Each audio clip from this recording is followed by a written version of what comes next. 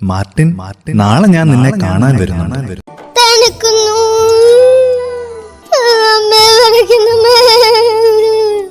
ചാറ്റൽ മഴയിൽ നിന്നും തന്റെ കുഞ്ഞിനെ രക്ഷിക്കാൻ അവൾ പാടുപെടുന്നുണ്ടായിരുന്നു. എങ്കിലും തണുപ്പ് സഹിക്കവയ്യാതെ ആ കുഞ്ഞു കിടന്നു വിറയ്ക്കുകയാണ്. ദരിദ്രനും ദൈവവിശ്വാസിയുമായ ഒരു ചെരുപ്പ് കുത്തിയാണ് മാർട്ടിൻ. പ്രഭാതം മുതൽ പ്രദോഷം വരെ അയാൾ ചെരുപ്പ് കുത്തും. രാത്രിയിൽ കുറേ വൈകുന്നതുവരെ ബൈബിൾ വായിക്കും. ഒരു ദിവസം മാർട്ടിൻ ബൈബിൾ വായിച്ചുകൊണ്ടിരിക്കെ ആരോ ചെവിയിൽ ഇങ്ങനെ മന്ത്രിക്കുന്നത് കേട്ടു.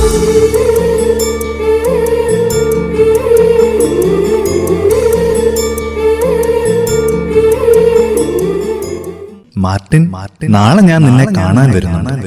മാർട്ടിൻ തിരിഞ്ഞു നോക്കി. ആരെയും കണ്ടില്ല. ദൈവം തന്നെയാണ് എന്റെ ചെവിയിൽ മന്ത്രിച്ചത്, സംശയമില്ല. മാർട്ടിനുണ്ടായ സന്തോഷത്തിന് അതിരില്ലായിരുന്നു. അന്നു രാത്രി അയാൾ തീരെ ഉറങ്ങിയില്ല. എങ്ങനെ എനിക്ക് ഉറക്കം വരും? ദൈവമല്ല എന്നെ കാണാൻ വരുന്നത്. നേരം പുലർന്നു. മാർട്ടിൻ നേരത്തെ തന്നെ നിത്യകർമ്മങ്ങൾ കഴിച്ച് തെരുവിലേക്ക് കണ്ണും നട്ടിരിപ്പായി.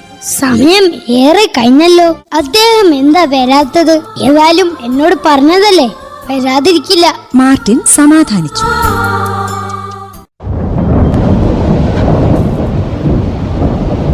ആകാശം ഇരുണ്ടു. ഒരു ചാറ്റൽ മഴയ്ക്കുള്ള വട്ടമാണ്. കാറ്റ് ചൂളമടിക്കാൻ തുടങ്ങി. ഒരു ഭിക്ഷക്കാരി പെണ്ണ് കയ്യിലൊരു കുഞ്ഞുമായി അതിലേ വന്നു. ദൈവമേ, ഈ മഴയത്ത് എന്റെ കുഞ്ഞും ഞാനും എങ്ങനെ രക്ഷപ്പെടുന്നത്? ചാറ്റൽ മഴയിൽ നിന്നും തന്റെ കുഞ്ഞിനെ രക്ഷിക്കാൻ അവൾ പാടുപെടുന്നുണ്ടായിരുന്നു. എങ്കിലും തണുപ്പ് സഹിക്കവയ്യാതെ ആ കുഞ്ഞു കിടന്നു വിറയ്ക്കുകയാണ്.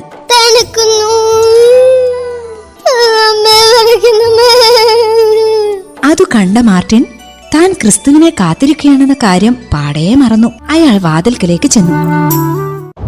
മകളെ, ഇങ്ങോട്ട് കേറി ഇരുന്നോളൂ. മഴ തോരട്ടെ. ഇത്തിരി ചൂടുള്ള ഭക്ഷണം കഴിക്കാം.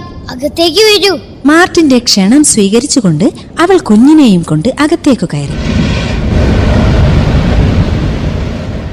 മാർട്ടിൻ നൽകിയ ചൂടുള്ള ഭക്ഷണം അവളും കുഞ്ഞും ആർത്തിയോടെ കഴിച്ചു.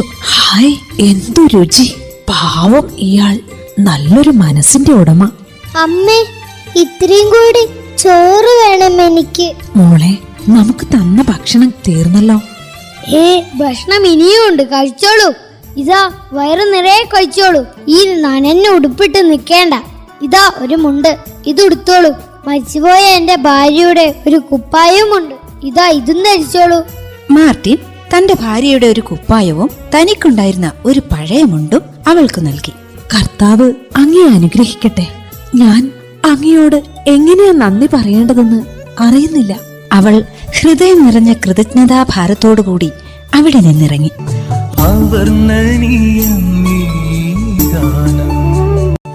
പിന്നെ ആരും തന്നെ ആ ദിവസം മാർട്ടിന്റെ വീട്ടിലേക്ക് വരികയുണ്ടായില്ല. രാത്രിയായപ്പോൾ പതിവ് പോലെ അയാൾ ബൈബിൾ വായിക്കാനിരുന്നു. പുസ്തകം നിവർത്തിയ മാർട്ടിൻ അതിൽ കണ്ട വരികൾ ഇങ്ങനെ വായിച്ചു. ഞാൻ വിശന്നു വന്നപ്പോൾ നീ എനിക്ക് ആഹാരം തന്നു. എന്റെ ആത്മാവിനെ ശരീരത്തെയും നീ രക്ഷിച്ചു. തികച്ചും അപരിചിതനായിരുന്നെങ്കിലും ഹൃദയം നിറഞ്ഞ സന്തോഷത്തോടെ നീ എന്നെ സ്വീകരിച്ച് സൽക്കരിച്ചു. നീ ഏറ്റവും എളിയവർക്ക് ചെയ്യുന്നത് എന്തും എനിക്ക് ചെയ്യുന്നതിന് സമമാണ്. ദൈവം വാക്കു പാലിച്ചു. പറഞ്ഞതുപോലെ തന്നെ എന്റെ അരികിൽ. ദൈവമേ, അങ്ങേക്കൊരു 1000 സ്തുതി.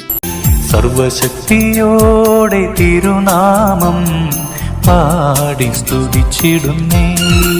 മാർട്ടിൻ വിസ്മയിച്ചുപോയി. കൂട്ടുകാരെ, കഥ കേട്ടില്ലേ? എവിടെയാണ് ദൈവമുള്ളതെന്ന് മനസ്സിലായോ? സ്നേഹം എവിടെയുണ്ടോ അവിടെ ദൈവമുണ്ട്.